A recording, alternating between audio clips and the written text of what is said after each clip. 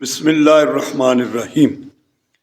اذان کے متعلق کل بھی آپ نے مسائل سنے تھے کہ اذان میں کیا کیا غلطیاں ہو جاتی ہیں اور ان کو درست کرنا چاہیے۔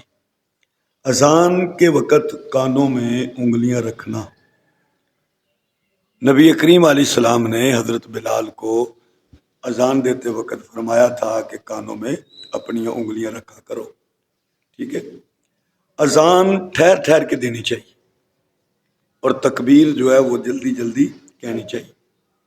اذان مردوں کے لیے سنت ہے، عورتیں اذان نہیں دینی ہے، ٹھیک ہے۔ اذان قبلے کی طرف منہ کر کے دینی چاہیے، قبلے کی طرف منہ کر کے۔ اذان میں جب مؤذن حی علی الصلاۃ کہے گا تو دائیں طرف، حی علی الصلاۃ بائیں طرف منہ پھیرنا، حی علی الفلاح دائیں طرف، حی علی الفلاح بائیں طرف اس نے منہ پھیرنا۔ جب اذان دے دی تو اس کے درمیان اور تکبیر کے درمیان تھوڑا سا وقفہ رکھنا چاہیے، فوراً کھڑی جماعت نہیں کر دینی چاہیے، تھوڑا سا وقفہ ہونا چاہیے۔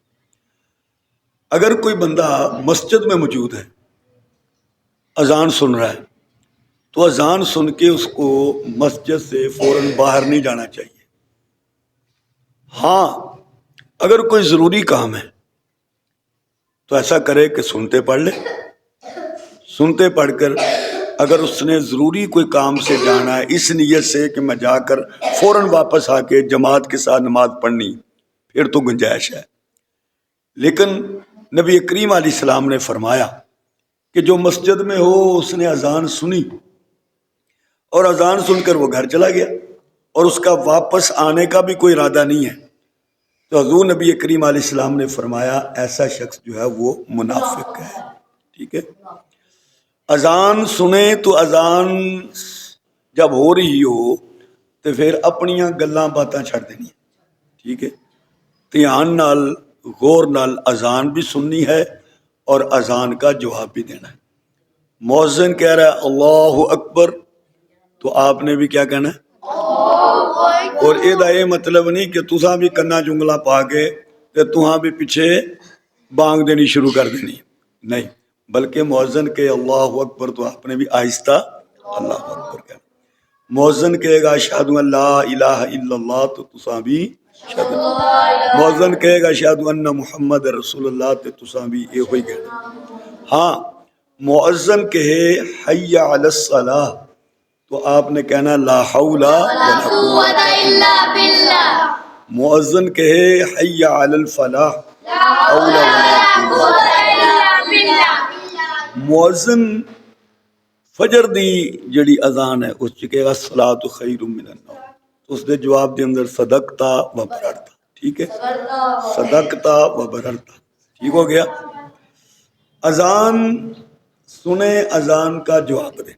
اب اذان ختم ہوگی لا الہ الا اللہ، اب آپ نے لا الہ الا اللہ سن کے محمد رسول اللہ نہیں کہنا، ٹھیک ہے، کیونکہ یہ اذان شروع ہوتی ہے اللہ اکبر سے اور اذان ختم ہوتی ہے لا الہ الا اللہ پر، تو لہذا لا الہ الا اللہ محمد رسول اللہ یہ کلمہ تو ہے لیکن یہ موقع نہیں ہے، یہاں آپ نے لا الہ الا اللہ کے بعد محمد رسول اللہ نہیں کہنا۔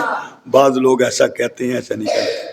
اذان کے بعد آپ نے پہلے دروشی پڑھنا ہے، ٹھیک ہے، دروشی پڑھنے کے بعد دعا پڑھنی، اللہم رب ہذہ الدعوۃ التامہ والصلاۃ القائمہ آت محمدا الوسیلہ والفضیلہ وابعثہ مقاما محمودا الذی وعدتہ، ٹھیک ہے۔